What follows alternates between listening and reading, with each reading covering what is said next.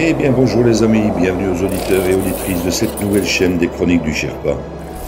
Comme vous allez le comprendre ici, nous allons faire non pas un retour vers le futur, mais bien un retour vers le passé, telle la machine du projet Looking Glass, afin de reprendre les événements en 2020 pour remonter l'actualité vers 2025.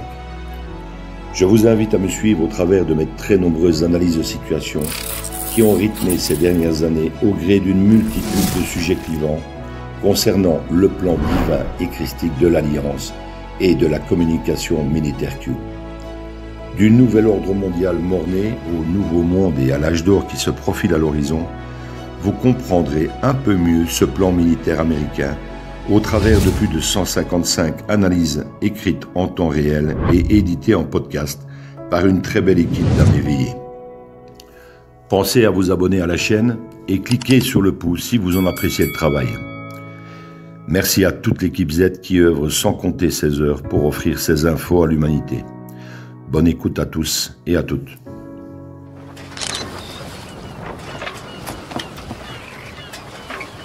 Where we go one, we go all.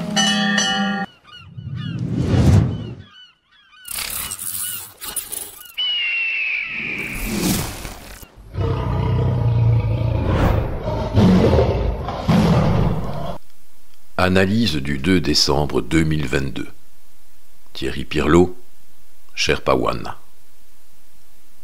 Qu'est-ce que la vraie résistance? Information publiée le 1er décembre 2022 dans le quotidien britannique Daily Mail.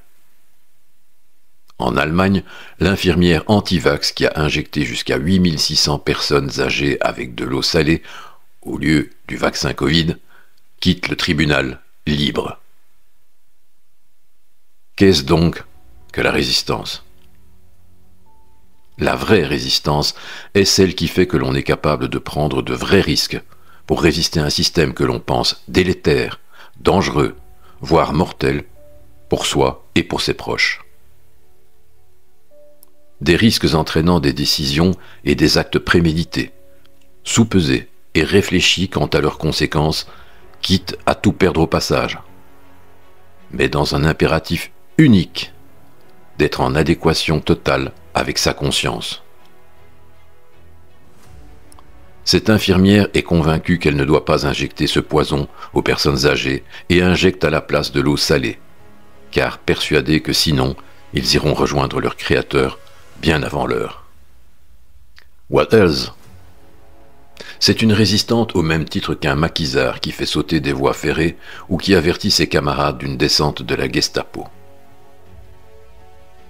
Les abrutis covidiens diront que c'est une folle criminelle, vu qu'elle décrète que ce vax est dangereux dans un contexte de pandémie mortelle d'un virus qui fait, je le répète pour les abrutis, 99,98% de survivants. Alors oui, c'est de la vraie résistance, en attendant que l'histoire lui donne raison, bien sûr. Schindler a été reconnu bienheureux par l'État d'Israël, bien après la guerre, pour avoir sauvé des milliers de Juifs. L'objectif de ces psychopathes est, que les choses soient claires, de ramener l'humanité à 500 millions, dans lesquels ils se comptent, vous l'aurez compris. Pas folle la mouche. Une alliance de lumière tente néanmoins de limiter les dégâts, en faisant la même chose que cette infirmière, mais dans le monde entier. Par l'interaction de l'armée américaine, elle subtilise des millions de doses pour les remplacer par des placebos depuis 2020. Limitant par là même le grand abattage du siècle, avec des effets à moyen et long terme, et nous l'espérons à la moitié de l'humanité. Pas mal. Heureux les innocents ayant donc reçu par chance 3 placebos, car pour eux, Dieu est grand et miséricordieux. Même s'ils sont toujours capables de faire leur footing, les inconscients s'empressent encore à cette heure d'aller se faire injecter une 4e fois. Dieu est bon, mais pas con. Mais la peur va bientôt changer de camp. Les pseudo-sauveurs de l'humanité, avec leurs seringues à ARNM, vont bientôt endosser leur costume de criminels devant une cour pénale, pour un Nuremberg 2.0. J'ai moi-même été mis à pied de mon bénévolat à la mutualité chrétienne. Car je parlais trop vaccin avec les petits vieux que je convoyais. Je leur conseillais d'arrêter les frais et de ne plus se faire injecter encore et encore sur conseil, et je dirais sur harcèlement de leurs médecins traitants. Lesquels médecins, pour la plupart, se sont fait de véritables couilles en or, avec tous leurs patients âgés, et surtout isolés dans les petits hameaux désertés de Belgique, hautement contaminés bien sûr par le Corona Circus. L'hôpital qui se fout de la charité.